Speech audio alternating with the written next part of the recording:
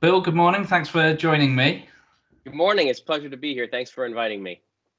So, what's the state of business for the bathroom industry over in the United States? Yeah, so we just conducted our 2020 NKBA Kitchen and Bath Market Outlook September update. So we did one earlier in the year, and then when COVID hit, we decided to do an update, of course. The estimated size of the residential K&B industry in total is 139 billion. 55% of that, or about $77 billion, is from bathroom sales. So despite the pandemic, bathroom spending is only expected to decline 0.5% in 2020 compared to 2019. The entire remodeling market is rebounding well here. 50% of consumers we surveyed recently expressed optimism that they'll resume their previously postponed or canceled remodeling projects this year in 2020. And another 30% of those households who deferred the project plan to restart it in 21. So very good news about those who had to put it on hold. The rebound is being led by two segments: the low spend DIY segment, which is only expected to decline 1% year over year, and the high spend luxury side, which is forecasted to decline just a little over 5%, 5.2% year over year. So, also the increase in projects from the millennial market, taking money from their canceled vacation plans to help fund these DIY projects, including, as they proceed with kitchens and baths, are the first rooms they really want to tackle with that money that they've been saving from, things that they weren't able to do because of the pandemic. So we've seen also increase product interest in air purifiers, touchless or voice activated faucets, as you can imagine, anything antimicrobial, door handles, countertops, appliances, things like that. People want products that are durable, easy to clean, everything from their kitchen cabinets to their plumbing fixtures. So I'm sure you're seeing some of that, but we've been very pleasantly surprised or encouraged by overall recovery, but especially the bathroom market doesn't seem to be impacted much at all, or the recovery is very strong. What's the appetite like on your side of the pond for those British and European brands that are in BMA's membership? Yeah, we have growing interest and demand from the design community. As I've been to your conference before and done some stuff in London, our community is always looking for new innovations. I think that is one of the biggest things that I've seen through all my travels in Europe, in Milan, and in other places, where it's this desire to find the unique product for that consumer. And sometimes, having the world, or certainly adding Europe to their prospective sourcing locations for products, is wonderful. And I think the design community in the US market is super excited that we continue to engage with partners like you all, because it gives them that access, and it gives them a platform to have access. So it continues to grow. And we're very proud of the relationship that we've built up with NKBA and partnering with you on the Global Connect program. Can you tell us a bit more about that? Yes, of course. So we started the program 3 years ago. The goal was to expand the visibility of NKBA and KBIS, our Kitchen and Bath Industry Show, internationally, with design professionals, brands, influencers, all those segments, and also to help those brands globally outside of the US navigate the US market and facilitate connections. I mean, I think we all know networking is so critical in our industry, and we want to be a partner there to help create platforms to facilitate connections. In September, we hosted the NKBA Global Connect Business Summit, virtual event this time. It went very, very well, and thank you for you being part of it and your members who were able to join that.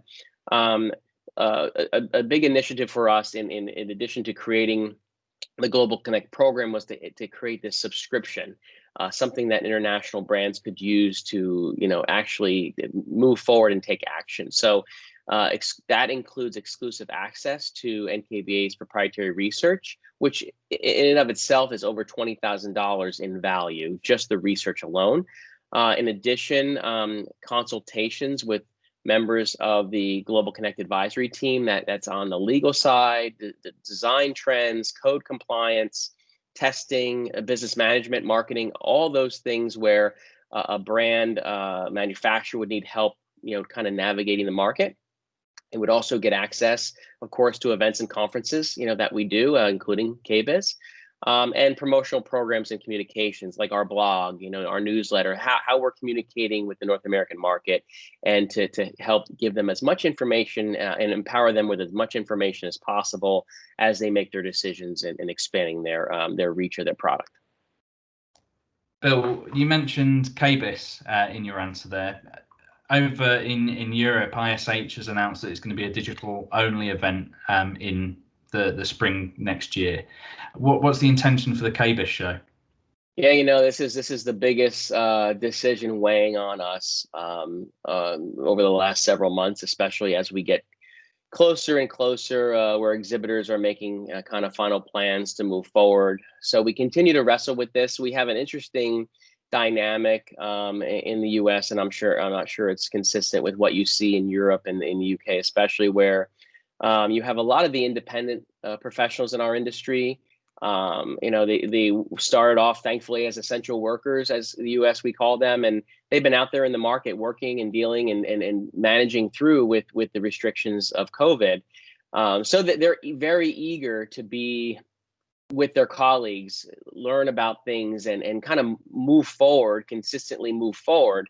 On the flip side, the large manufacturers have, restrictions about corporate travel. They have restrictions, about events to participate in live. So we have this kind of joint dynamic. I mean, thankfully, we have our brands that have been supporting KBIS for many, many years all tell us, listen, if NKBA has an event, we will find a way to be there. It might not be how we thought we would want to be. We might even have to staff it locally or be creative.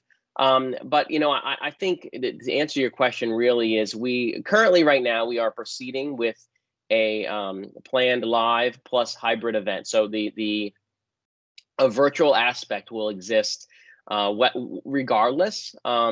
And we'll probably continue to kind of, we're evaluating, week to week in partnership with the Home Builders Association on Design and Construction Week, because it's critical that we align in our partnership and kind of, what we go forward with the market. But interesting on the virtual side, we have really been investing a lot of resources to really raise the bar. I mean, I know this, like the conferences that are held virtually all over are continuing to try to improve.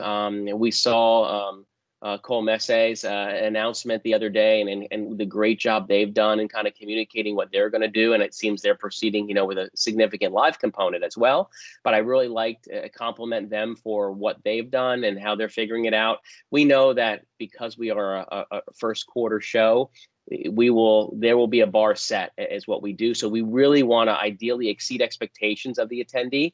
And we're very encouraged by certainly the US manufacturers' commitment to making this a very dynamic experience for the attendee. So I think, at the end of the day, we still remain hopeful on the live, but if we're not able to safely hold a live event, we feel like we are going to deliver best in class, on the virtual experience. And that's really kind of working those parallels, but we're all in on the virtual regardless, which I think will help us from your network and your community, where there might be restrictions regardless. Even if we are able to host a live event, maybe your members and others in Europe wouldn't be able to come either way, so they can still experience the benefits of the robust content and product information, that KBIS offers.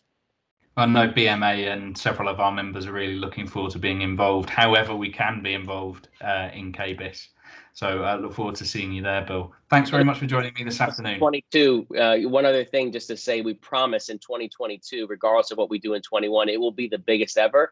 And we are, if your members are unable to attend that in-person event in 21 for whatever reason, we're going to blow it out in 22. And I think we continue to see the progress there. I think we'll all be ready to meet up by then. Thank you, Tom. Cheers, Bill. Thanks. Cheers.